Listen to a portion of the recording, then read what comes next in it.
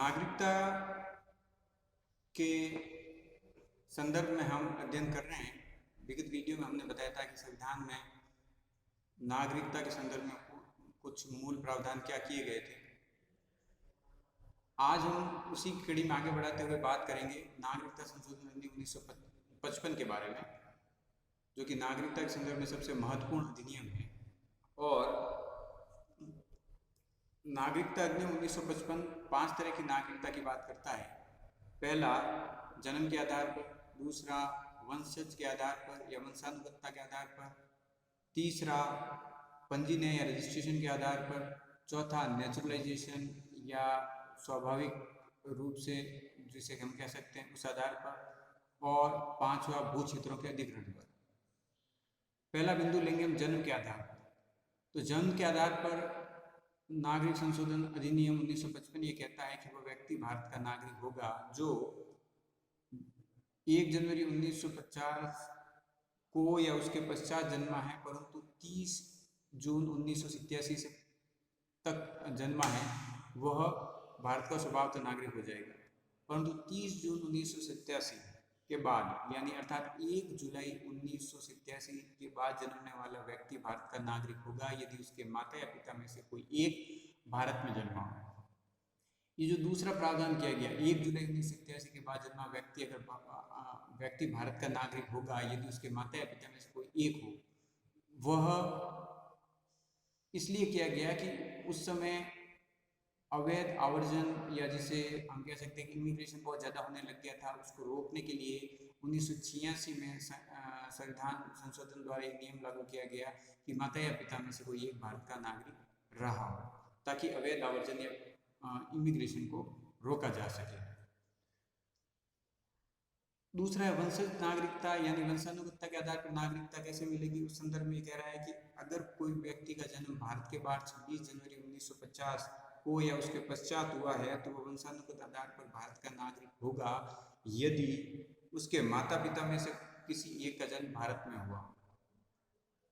अब इसमें भी संशोधन 1992 में किया गया। उससे पहले नियम ये था कि अगर पिता भारत से है या भारत में जन्मा है तो वो भारत का नागरिक माना जाएगा, माता का उल्लेख उसमें नहीं था।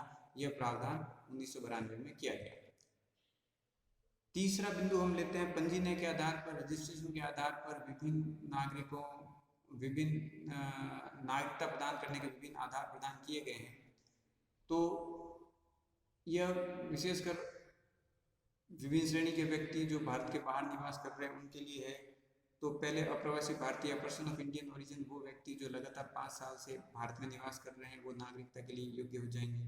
दूसरे वे व्यक्ति जो विदेशों में निवास कर रहे हैं यही रूप में उनको भी आवेदन करने की अनुमति होगी। फिर ऐसे व्यक्ति जिन्होंने भारत में विवाह किया है और निरंतर रूप से भारत में निवास कर रहे हैं।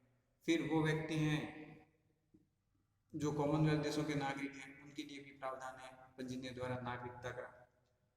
जो भी व्यक्ति पंजीकरण द्वारा नागरिकता प्राप्त करेंगे उनको निष्ठा की शपथ या ओथ ऑफ एलिजेंस लेनी होगी। 1986 से पूर्व ये प्रावधान था कि आवेदन करने से पूर्व 6 महीने की अवधि आवश्यक थी, परंतु 1986 में संविधान संशोधन द्वारा इसे अवधि को बढ़ा के 5 वर्ष कर दिया गया। चौथी तरह की नागरिकता प्राप्त करने का तरीका है नेचुरलाइजेशन। नेचुरलाइजेशन द्वारा नागरिकता प्राप्त की जा सकती है, तो उसके कुछ नियम बनाए गए हैं। उसमें से एक नेचुरलाइजेशन द्वारा वही व्यक्ति नागरिकता प्राप्त कर सकते हैं विदेशी व्यक्ति जहां या जिन देशों में भारत को भी नेचुरलाइजेशन द्वारा नागरिकता प्रदान की जा सकती है। अर्थात अगर कोई देश, अन्य देश भारत के व्यक्तियों को नेचुरलाइजेशन द्वारा नागरिकता प्रदान नहीं करता तो भारत भी उनको प्रदान नहीं करेगा। दूसरा यह है कि व्यक्ति नेचुरलाइजेशन द्वारा हो जाएगा यदि उसने अपने दूसरे देश की नागरिकता का त्याग कर दिया है। तीसरा, कई ऐसे विदेशी व्यक्ति होते हैं जो राज्य की सेवा में जुड़ जाते हैं या सरकार उनको ले लेती है, तो ऐसे व्यक्तियों को भी निश्चित अवधि में निवास के पश्चात आवेदन करने पर नागरिकता प्रदान करने की व्यवस्था की गई है। एक निर्धारक तत्व नेशनलाइजेशन से ये भी उस व्यक्ति का चरित्र अच्छा हो और वह संविधान द्वारा मान्यता प्राप्त भाषाओं में से किसी एक भाषा का जानकार हो और वह नेशनलाइजेशन के पश्चात भारत में रहने का इच्छुक हो और भारत सरकार की सेवा को तैयार हो। अब भारत सरकार उपयुक्त जो शर्तें की गई है उनमें छूट दे सकती है यदि भारत सरकार को ये लगता है कि कोई व्यक्ति कला, साहित्य, विज्ञान, तकनीक या अन्य किसी क्षेत्र में उत्कृष्ट है और उसके भारत का नागरिक बनने पर भारत को लाभ मिलने की या भारत की प्रगति में उसकी सहायता मिलने की संभावना है, तो ऐसे व्यक्तियों के लिए भारत सरकार उपयुक्त नियमों से विभिन्न नियमों को